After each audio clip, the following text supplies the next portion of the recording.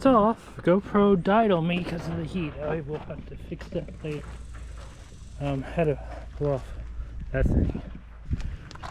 I'd like to go down to one tank, but I want to pick the tank that's the biggest. Yeah, easier to work on anyhow. I dented it. You can tell I dented it. I'll be easy fixing. You want to tell by the time I get whatever I'm doing done with it. It looks weird. Might as well do it now while I have the opportunity, right? And not that I really planned on doing it right away. When I bought this vehicle, I planned on doing this in the future, but not right away. But we're going to do it now. Still don't know what the gas mileage is. I know I have some other issues with it. It did come with a hitch.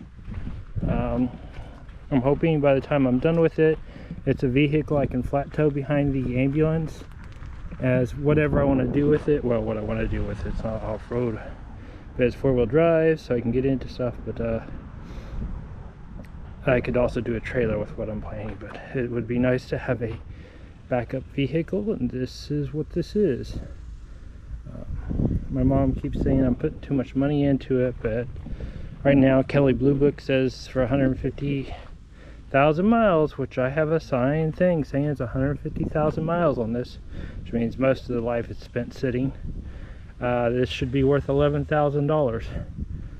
I'm a little over halfway into that right now, so yeah, I think it'll be better in the long run anyhow, and parts for it are cheap. It's just kind of a pain in the ass to get to. Like the new fuel pump in the tank for this is $16 on Rock Auto. On either one, $16 for a new thing. You just have to access it.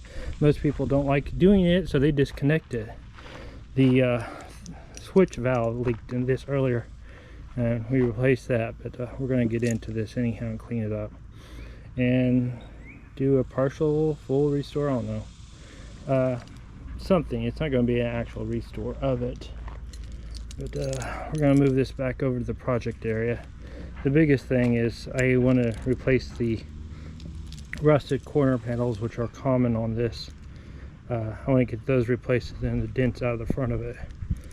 So, and then go from there. I have to pull the bed off to do that proper. I want to do it proper, and I'm thinking maybe a custom bed for it. I don't know, custom toolbox flatbed thing.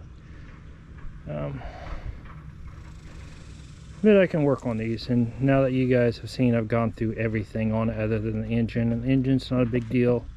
It does 80, 85 on the highway. It's fuel injection. It has no air conditioning. We'll remedy that some point or another. I'm thinking about stealing some parts off of an electric vehicle, and it's a manual, and being that it's a manual, do we lose you? Oh, you're still working. Being it's a manual, it's very easy to convert over to electric in the future. So if we have to go to electric, we just pull the engine out of it and drop something on it, and we have a four-wheel drive electric custom. Ooh, it's warm in here. That looks good. So why not? And like always, there's some casualty when you decide to do something. I nicked the line there. I tried to tape it, but as you can tell, it's leaking everywhere. Let that air off. And just evaporate off. That's a lot of fuel coming out. Maybe we'll hit it with some water and then let it evaporate off. It'll be safe. I thought I could park it over here, but not with gas going everywhere. I'm tired. I'm hot. I feel exhausted again. And I gotta move the ambulance so I can put the bed up here where it's out of the way again. Alright, and future knowledge, the ambulance still works. It starts after 3 seconds. Actually within the 3 seconds, like a normal vehicle. So we fix that. Okay, we'll have to do something with the gas whenever we weld on it to nothing like welding above a giant bomb or gas tank.